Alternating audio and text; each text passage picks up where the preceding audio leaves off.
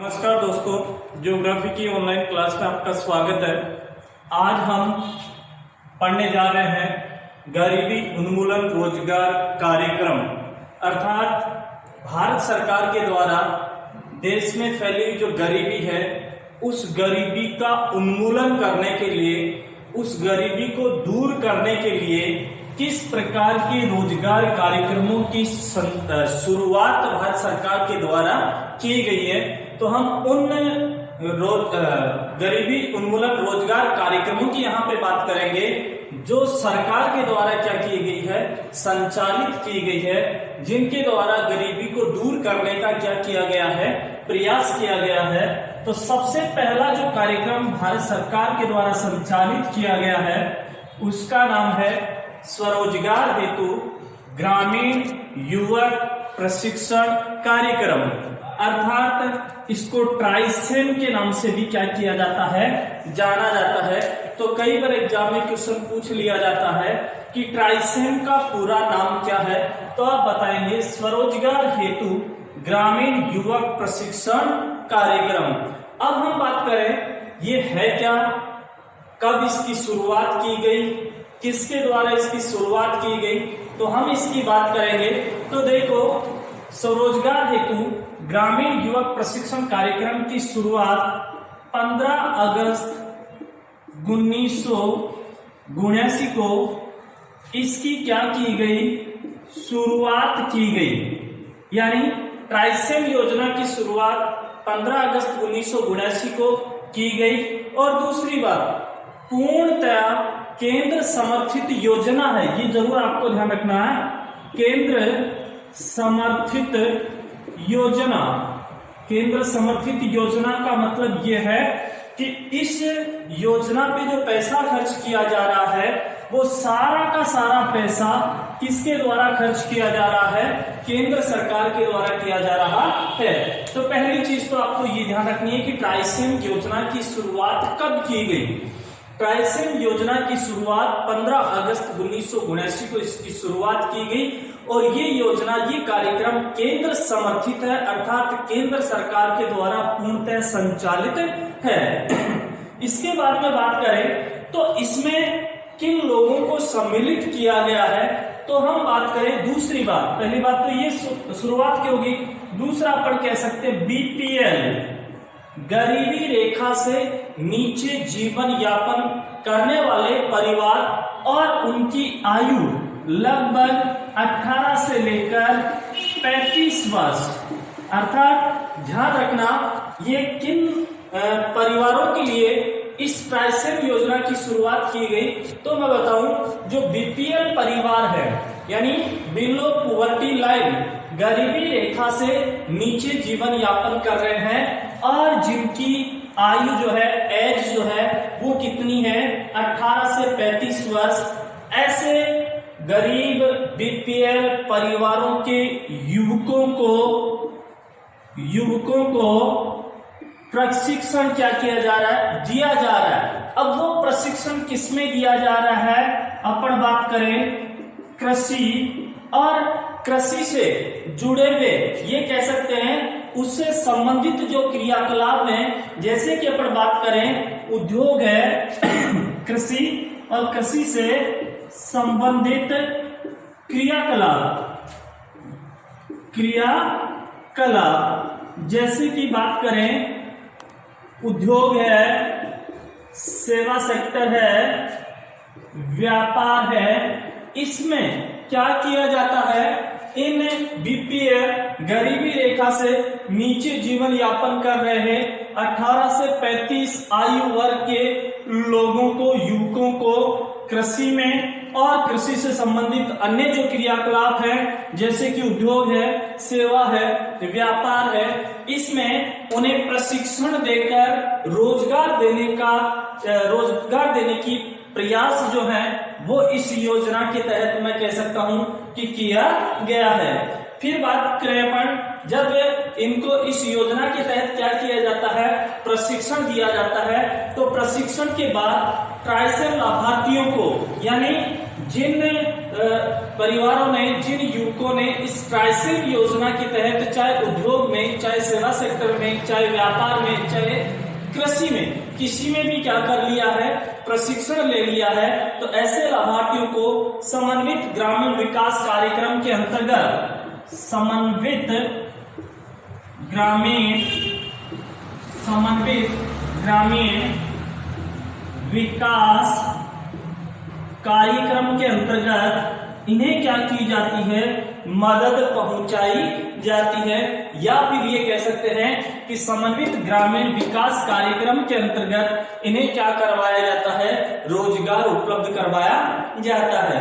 फिर इसके बाद में बात करें तो 1 अप्रैल 1999 को इस योजना को स्वर्ण जयंती ग्राम स्वरोजगार योजना, इसमें स्वर्ण जयंती ग्राम स्वरोजगार योजना में क्या किया गया है, समायोजित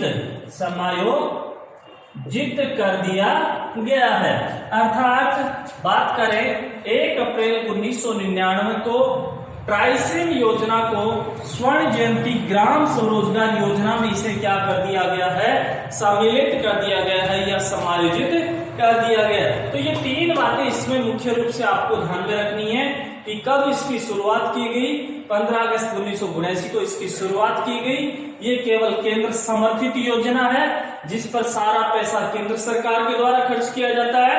किसके लिए शुरू की गई, बीपीएल परिवार के युवकों के लिए जिनकी आयु 18 से 35 वर्ष है, उनको कृषि और उससे संबंधित जो क्रियाकलाप हैं जैसे कि उद्योग है, सेवा सेक्टर है, व्यापार है, इनमें प्रशिक्षण देकर रोजगार उपलब्ध करवाने का प्रयास इस ट्राइसेम योजना के तहत किया गया है। अगर किसी परिवार के द्वारा, किसी युवक के द्वारा ट्राइसेम योजना के तहत क्या कर लिया जाता है, प्रशिक्षण प्राप्त कर लिया जाता है, तो उसको समन्वित ग्रामीण विकास कार्यक्रम के तहत क्या की जाती है, मदद पहुंचाई जाती है।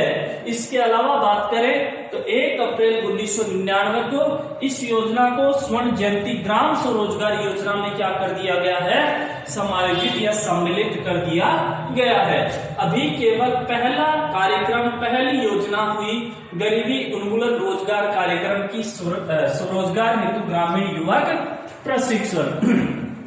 अब देखो दूसरा जो कार्यक्रम है सरकार के द्वारा संचालित, और वो कौन सा है, अपन कह सकते हैं एकीकृत ग्रामीण विकास कार्यक्रम। एकीकृत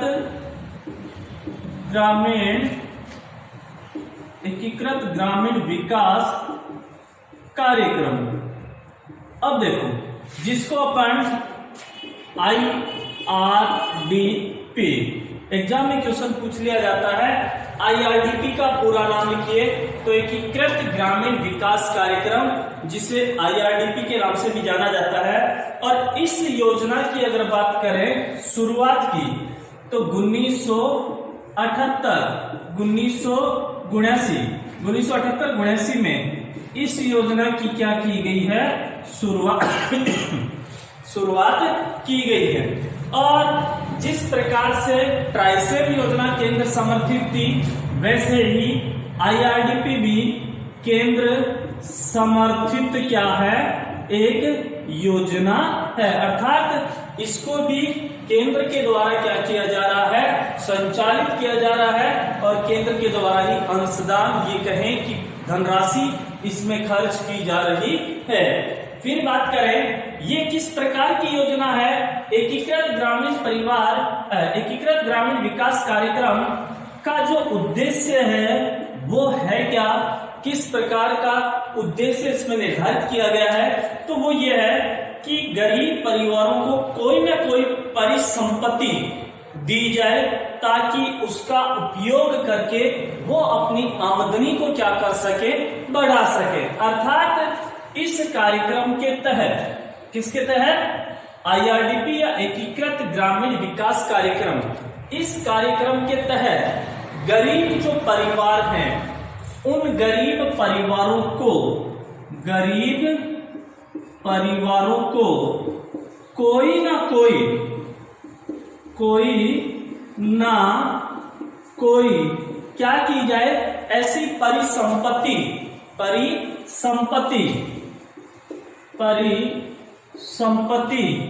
दी जाए जिसका लाभ या फायदा उठाकर वो अपनी आमदनी को क्या कर सके। परिसंपत्ति दी जाए जिसका लाभ उठाकर वे अपनी आमदनी को क्या कर सके, बढ़ा सके। फॉर एग्जाम्पल, किस प्रकार की परिसंपत्ति, जैसे कि इस कार्यक्रम के अंतर्गत दुधारू पशु हैं।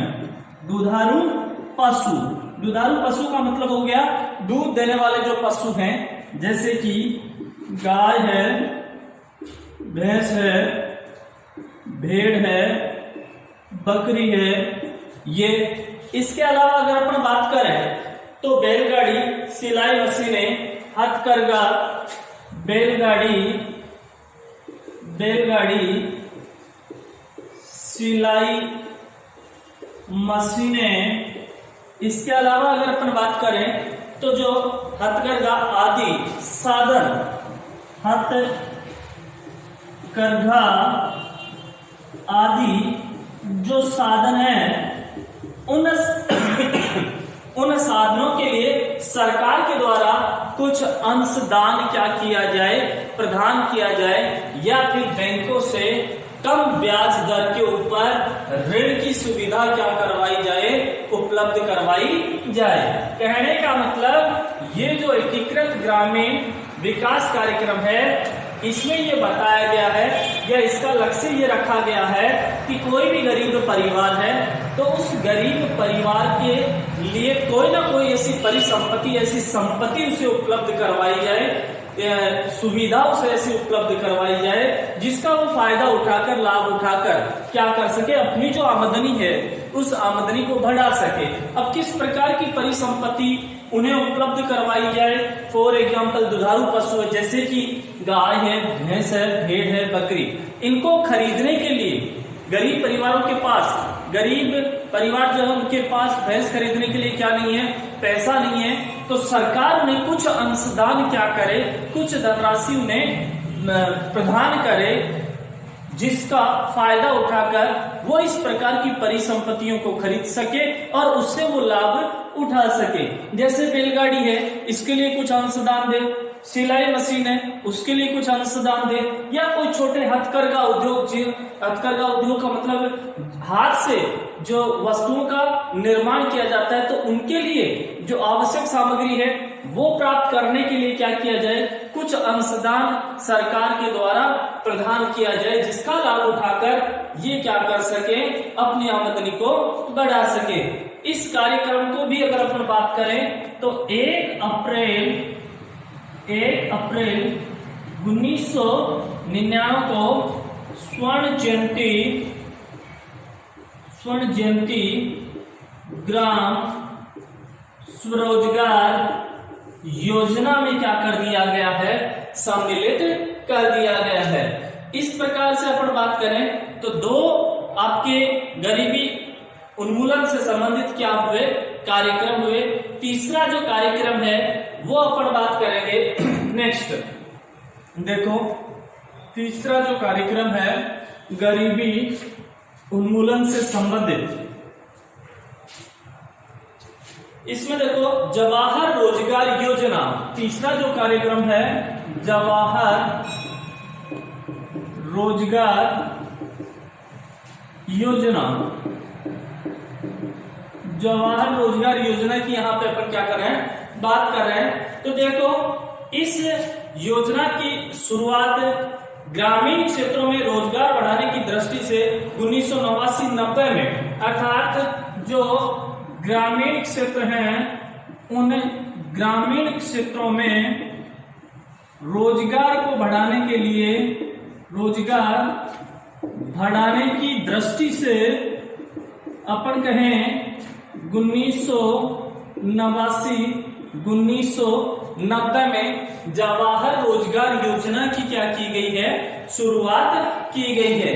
अगर हम बात करें तो जैसे पहले ट्राइसिम योजना और दूसरी आपने IRDP पढ़ी थी, दोनों ही योजनाएं जो थी वो किस प्रकार की योजना थी, केंद्र समर्थित योजना थी। यहाँ पे अपन बात कर रहे हैं जवाहर रोजगार योजना की। अब ये पूर्णतः क्या नहीं है, केंद्र समर्थित योजना नहीं है, अपितु केंद्र और राज्य दोनों का हिस्सा है। लेकिन अगर हम बात करें तो 80% अंश केंद्र का है और 20% अंश की बात करेंगे तो वो किसका है, 20% अंशदान अपन कहें राज्य सरकार का। अर्थात इस पे जो पैसा खर्च होगा इस योजना पे, उसका 80% भाग केंद्र सरकार वहन करेगी और 20% जो भाग है वो किसके द्वारा वहन किया जाएगा, राज्य सरकार के द्वारा वहन किया जाएगा। अब देखो इस कार्यक्रम के तहत क्या किया जाएगा, पेयजल के लिए कुओं का निर्माण किया जाएगा, स्कूल भवन निर्माण। अर्थात इस जवाहर रोजगार योजना के लिए तहत ये कहें कि पेयजल के लिए क्या किया जाएगा, कुओं का निर्माण किया जाएगा। इसके अलावा अगर अपन बात करें तो स्कूल भवन का निर्माण, किसका निर्माण, स्कूल जो भवन है उनका इसके तहत क्या किया जाएगा, निर्माण किया जाएगा। दवाखाने, ग्रामीण सड़कें, दवाखाने, ग्रामीण सड़कें। इसके अलावा अगर अपन बात करें तो लघु सिंचाई और भू संरक्षण, लघु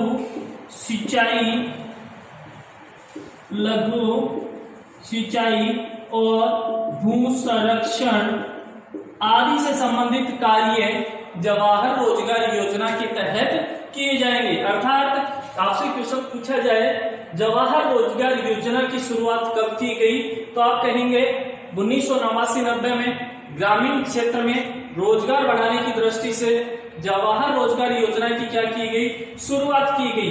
किस प्रकार की योजना है, केंद्र समर्थित है या राज्य समर्थित है, तो आप कहेंगे केंद्र और राज्य दोनों का इसमें भागीदारी है।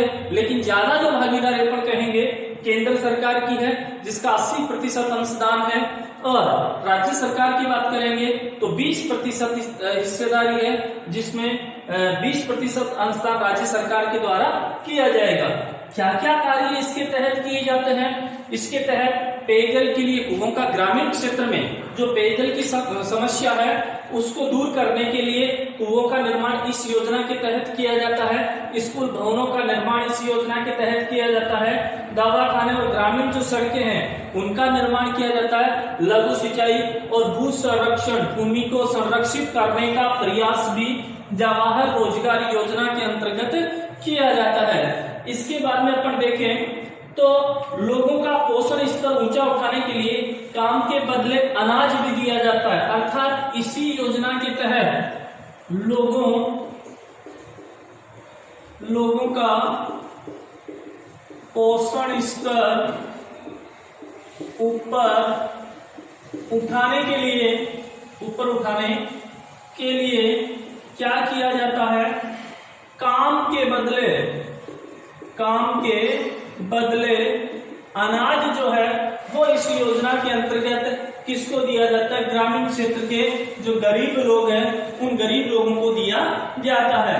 इसके अलावा हम बात करें इससे पूर्व ग्रामीण क्षेत्रों में रोजगार के 2 कार्यक्रम क्या किए जाते थे, संचालित किए जाते। अर्थात जब इस जवाहर रोजगार योजना की शुरुआत हुई थी उससे पहले भी ग्रामीण क्षेत्रों के लिए 2 और कार्यक्रम क्या किए गए थे, चलाए गए थे, जिनका नाम है राष्ट्रीय ग्रामीण रोजगार कार्यक्रम। पहला है राष्ट्रीय ग्रामीण रोजगार कार्यक्रम और दूसरे कार्यक्रम की अगर अपन बात करें तो उसका नाम है ग्रामीण भूमिहीन रोजगार गारंटी योजना।